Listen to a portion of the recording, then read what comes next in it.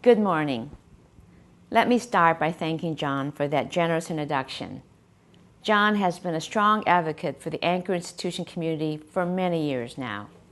I'd also like to take a moment to recognize NTIA Administrator Larry Strickling and FCC Commissioner Jessica Warzenwartzel. Both have demonstrated tremendous leadership in ensuring Anchor institutions are connected to our broadband economy.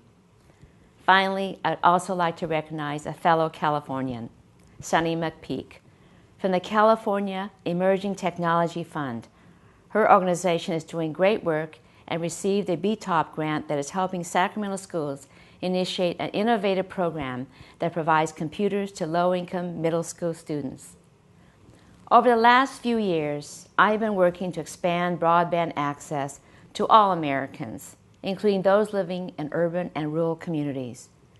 My home state of California is a place where new technologies are born and a state that benefits from a great diversity of population. I see every day the positive effects of having broadband access and the negative impact of not being able to use or afford high-speed internet service. Just last week, with support of Representatives Henry Waxman and Anna Issue, I introduced legislation to reform and modernize the Universal Service Fund, Lifeline program. This bill would expand Lifeline for broadband, allowing the consumer to choose whether they would like to use their Lifeline support for broadband, voice, or traditional landline service. The bill would include accountability measures, including requiring the FCC to implement a national eligibility database. The Lifeline program provides a tangible service to lower-income Americans, and given that our economy is increasingly connected to the internet, it is imperative that the program be reformed and modernized to account for broadband services. This legislation will help ensure all Americans have equal access to affordable broadband services. In today's economy, the internet is a necessity, certainly not a luxury. If you don't have access, you are simply at a disadvantage. In fact, more than 80% of available jobs now require online job applications.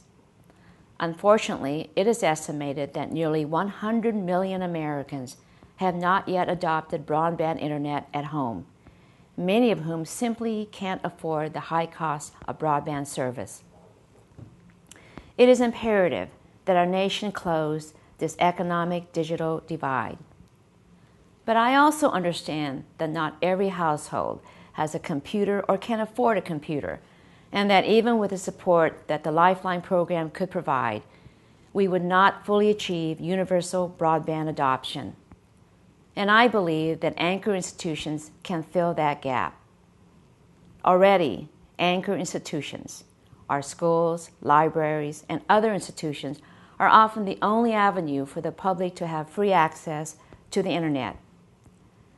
As Rivka Sass, the director of the Sacramento Public Library, shared with me, it is not uncommon to see someone outside the rural Walnut Grove and Cortland libraries where they have placed picnic tables so that people can continue using the library's Wi-Fi even when the libraries are closed.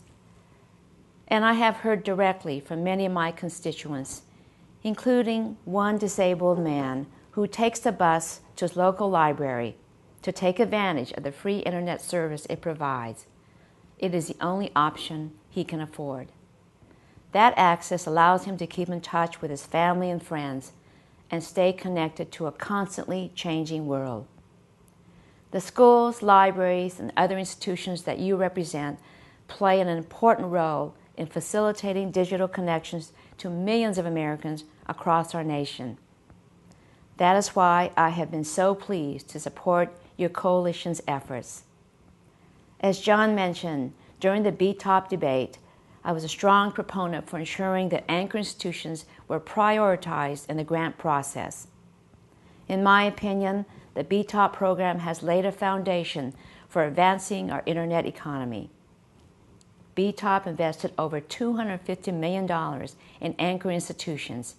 It has connected more than 11,000 community Anchor institutions to high-speed broadband internet services and has provided digital literacy training to over 2 million users.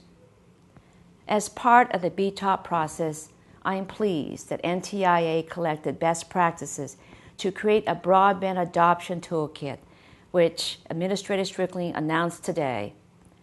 The toolkit provides practical, field-tested ideas from across our country about how to reach, train, and support those who are disadvantaged by being on the wrong side of the digital divide, whether by age, language, income, education, ethnicity, or disability. The BTOP investment in broadband adoption will benefit even more Americans because of the important information that is collected in the toolkit. With ideas like these working together, we can build a bridge across the digital divide. By making broadband services more affordable for low-income households, by helping to connect more anchor institutions to broadband access, by keeping the internet and access to its content free and open, and by using creative solutions to increase digital literacy, we can work together to close this nation's digital divide. Thank you all for your partnership as we work together in the years to come. Thank you.